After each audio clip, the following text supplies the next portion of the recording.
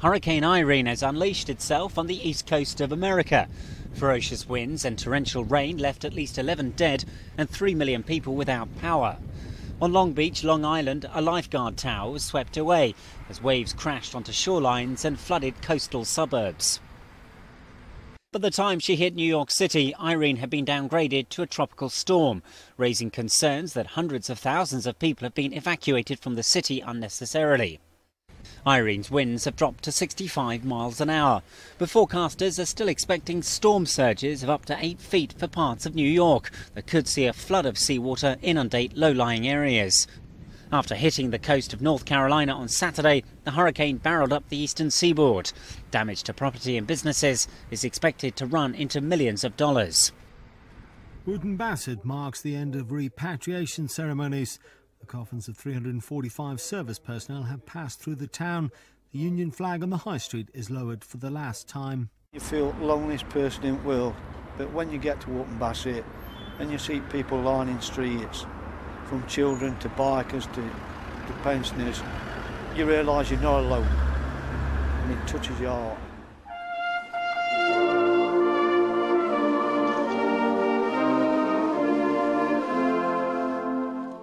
Mark Sheldon, whose son Adrian was killed in Afghanistan, a parent comforted by a town that came out to grieve his son along with him.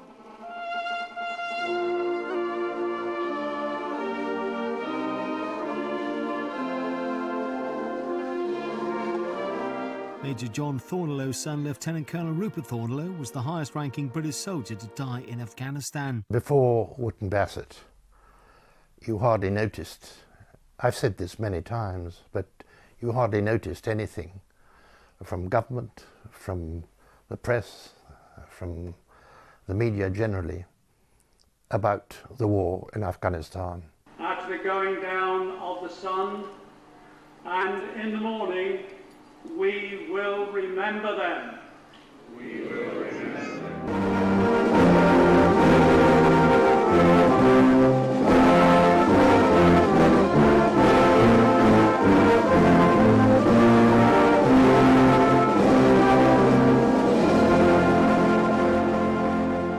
Repatriations are moving from RAF Lyneham to RAF Brize Norton in Oxfordshire.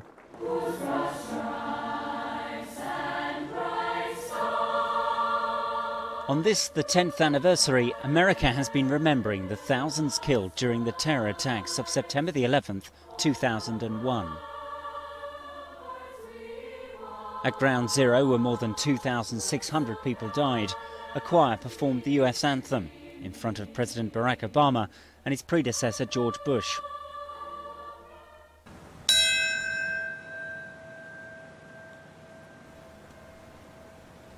A moment of silence as New York remembered the impact of the first plane into the World Trade Center.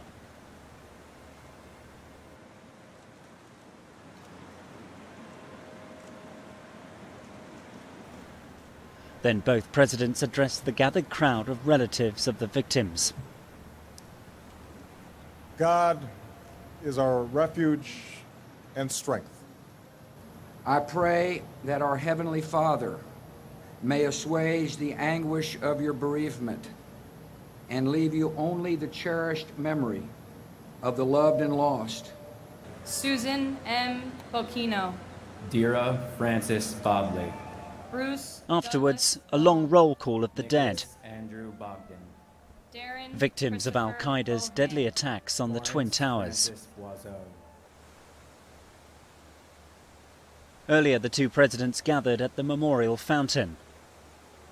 Built on the site where the North Tower of the World Trade Center once stood, the names of the victims are etched on the side. Before a place of unimaginable horror, now somewhere families can mourn their lost loved ones.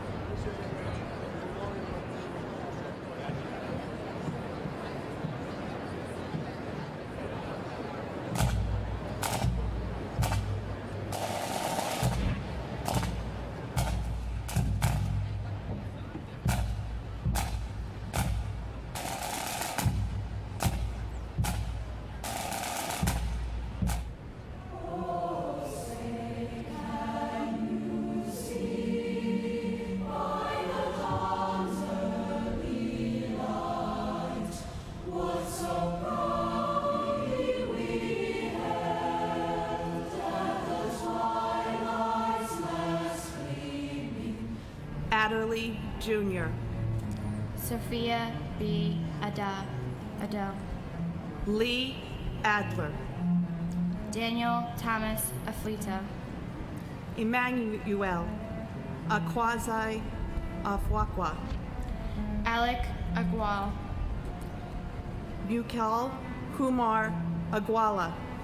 Joseph Aganello. David Scott Agnes.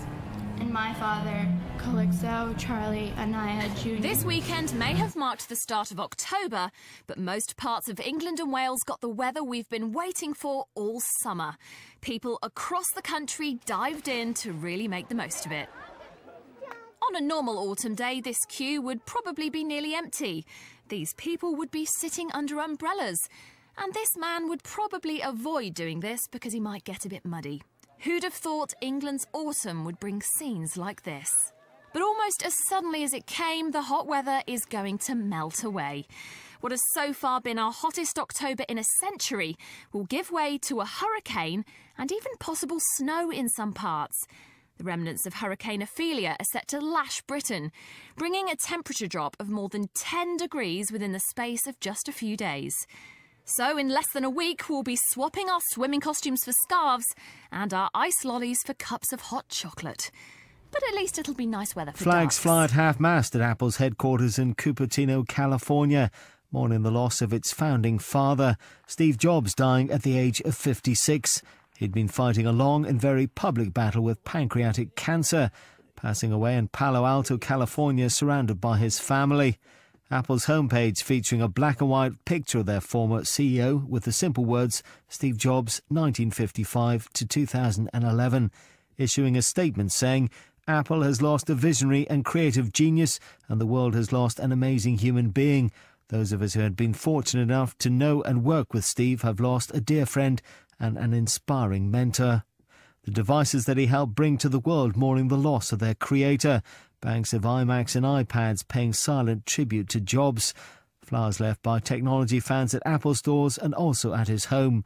Tributes pouring in for Jobs from around the world. President Barack Obama mourning a great American innovator, releasing a statement saying the world has lost a visionary and there may be no greater tribute to Steve's success than the fact that much of the world learned of his passing on a device he invented. Rescue teams are in a race against time to drain the fuel from this ship before it breaks in half, spilling all of its oil, causing an environmental disaster. The Rena has been stuck for 9 days on a reef off the coast of New Zealand. It has already spilled hundreds of tons of oil into the sea. Crews began attaching platforms to the ship to pump out the oil, but despite the calm weather, were unsuccessful. John Walker is a maritime salvage expert. If you're looking for a level, it's probably one of the most dangerous operations they can do. If all of the ship's 2,000 tonnes of fuel spills into the ocean, it would be a disaster for local wildlife. Pauline Conine is from the Wildlife Response Centre. It's not something I think you can ever prepare yourself for. When you see photos and things like that, yes, it touches your heart. When you see it in person, I think it's really devastating. New Zealand Premier John Key said there would be a full investigation to uncover why the ship crashed into the reef in calm weather.